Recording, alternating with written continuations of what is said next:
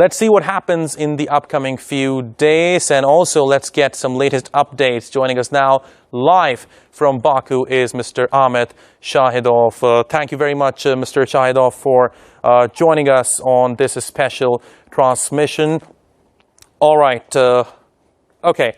He's here with us. All right, Mr. Shahidov, thank you very much for joining us on this special transmission. There have been some major developments over the past few days, but it seems Armenia keeps violating international law. In fact, one of the senior senior member of AK Party and also the foreign minister of Turkey were holding a press conference in the capital of Ankara, and we heard similar statements coming from them as well, that Armenia keeps violating international law. First and foremost, please help us understand what are the latest developments. You are joining us from Baku. Please tell us what is happening in the capital. Yes, greetings from Baku, Azerbaijan. As you know, tension on Armenian-Azerbaijan state border and on front line in Karabakh is going on, and on Sunday, Armenian military arms, Armenian units targeted civilian people, civilian villages in Azerbaijan, and in response to this provocation, Azerbaijani military started a large-scale military operations, and basically Armenian armed forces shelled Azerbaijan's Dashkasan district and other regions through artillery from Armenia's positions in the Vardenis region at early hours of today. And this shows that Armenia's aggression against Azerbaijan is carried out from Armenia's own territory, because these events are evaluated as an ongoing act of Armenian aggression against Azerbaijan, where the next act against Azerbaijan has been carried out from the territory of a sovereign state, Armenia.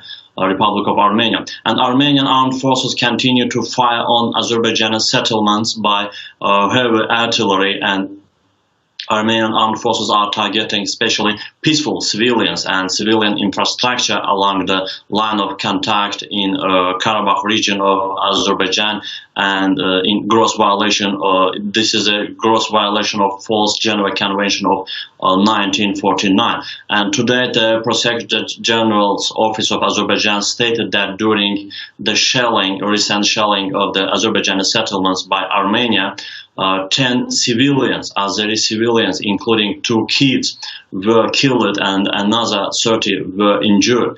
Attacking civilians is a standard procedure of Armenian armed forces, and it's against all international law and norm and principles. On these provocations, we have seen this kind of provocation in April 2016, in July 12 of this year, and in September 12 this year. And last Sunday, Armenian armed forces started new provocation on front line in Nagorno-Karabakh, and this is once again showed the provocative nature of Armenian state, Armenian military, and in response to all. Yes. All right, I was coming to that actually. In July of 2020, we saw a similar escalation of tensions between Azerbaijan and Armenia. It seems like a similar event is unfolding this time. Is there something different this time, especially when we look at the round of clashes, the border clashes that are taking place? Do you sense there is something different? Because it does seem that Azerbaijan has liberated at least 6 villages in the region of Nagorno-Karabakh. So what are your predictions? Where is this round of tensions heading towards?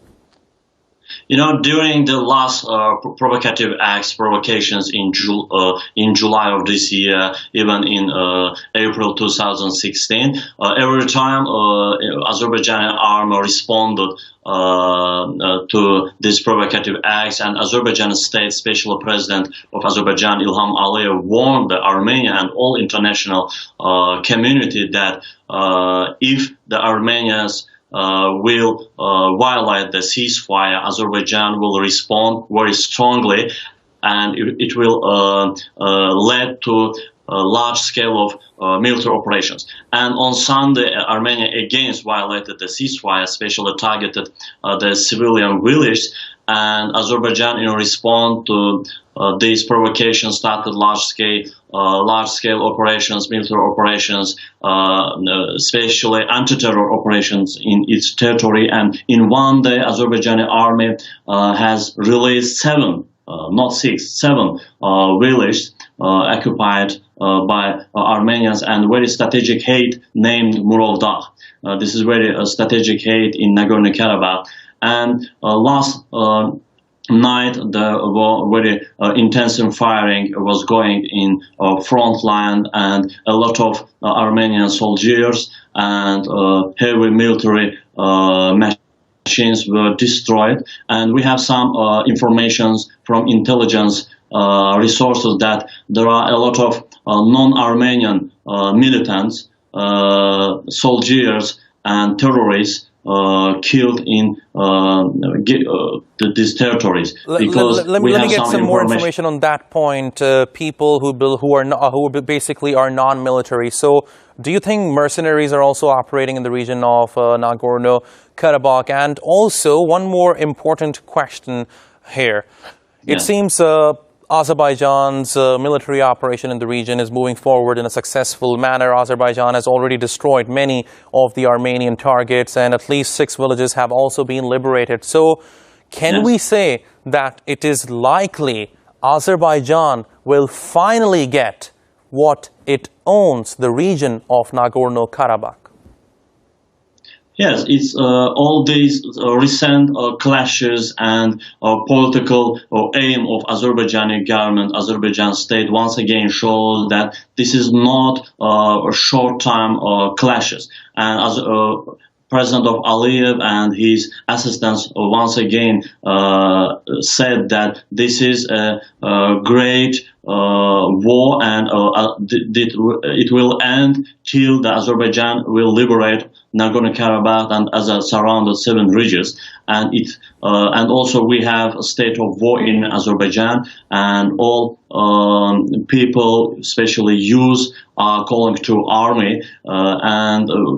I think that these military operations will continue next weeks and even months, till the Armenia will stop this violation and will comply, will respect the international law, and will agree to start the negotiations on this conflict. Also, international organizations and UN member states call both sides to stop the fire, but unfortunately, right now Azerbaijan doesn't see any opportunity for peaceful resolutions of this conflict, because last 30 years Azerbaijan has also supporter for peace and called all international organizations, OSCE Minsk Group, UN member states, and all big countries to pressure Armenia and make official Yerevan to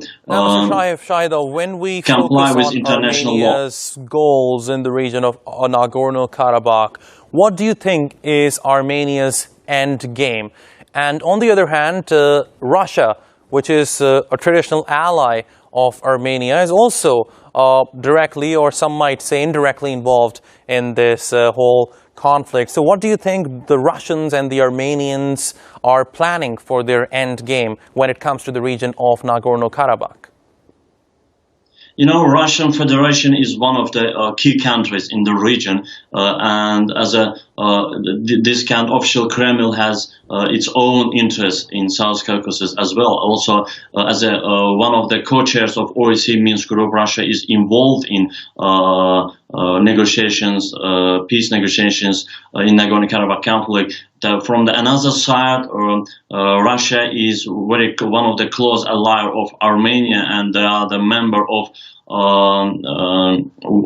military organizations, and there are 2 military units of Russia in Armenia, and according to the agreement between Armenia and Russia, Russia is responsible to support Armenia in to defend Armenia's border. But these clashes is going on not in Armenian territory, but in Azerbaijan, in occupied Azerbaijan territory, Nagorno-Karabakh.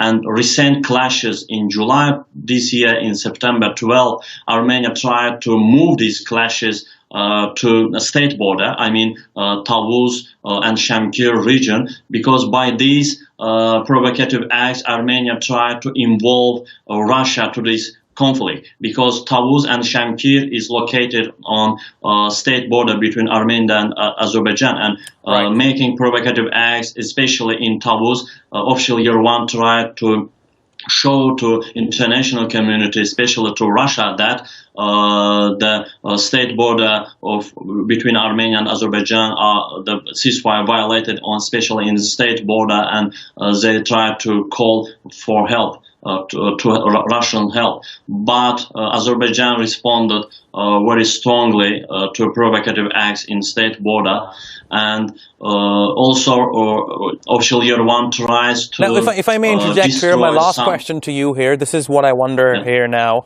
What do you think NATO is going to do when it comes to the tensions between Azerbaijan and Armenia?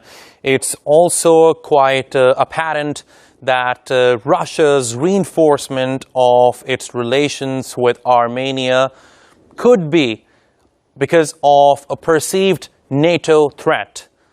So, do you think NATO will take some sort of a strict action at this point? Because Russia is increasingly getting involved in the conflict between Armenia and Azerbaijan. Like you mentioned as well, Armenia has 2 Russian bases. Yesterday and today, a lot of international organizations such as OSCE, Council of Europe, UN, also NATO as well has declared some statements and called both sides to stop the clashes or fightings, but officially NATO is out of this region. No Azerbaijan, no Russia, no Armenia is a member of NATO. That's why officially NATO cannot be involved in this region officially, but everything can happen. It's up to the next days, the next weeks, but there are some interest of Turkey as well, because a lot of international projects, pipelines goes across the Azerbaijan to Turkey and to Europe, and Azerbaijan is oil gas rich country, and gas and oil of Azerbaijan goes through the Caucasus, through Turkey to European countries, and these countries are NATO member as well, and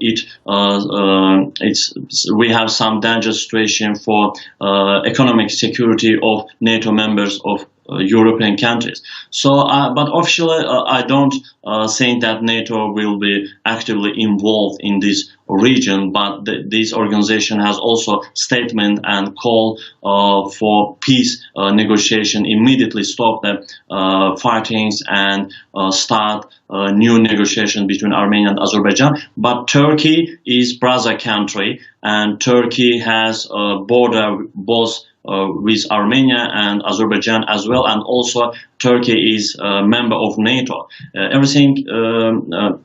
All ideas focusing on this country of Turkey. How will Turkey react to next fightings? But officially Turkey stands next to Azerbaijan and support territorial integrity of Azerbaijan in this conflict. But it's very difficult to make any prognosis, make any decision about what will happen next weeks. Okay, and now, just to add more to what you have said, if we look at international law and the United Nations Security Council and General Assembly resolutions, the whole world should stand with Azerbaijan. On that note, Mr. Ahmet Shahidov, the head of Azerbaijan Institute for Democracy and Human Rights, thank you very much for joining us on NewsHour. We really appreciate your time and your analysis. Thank you very much.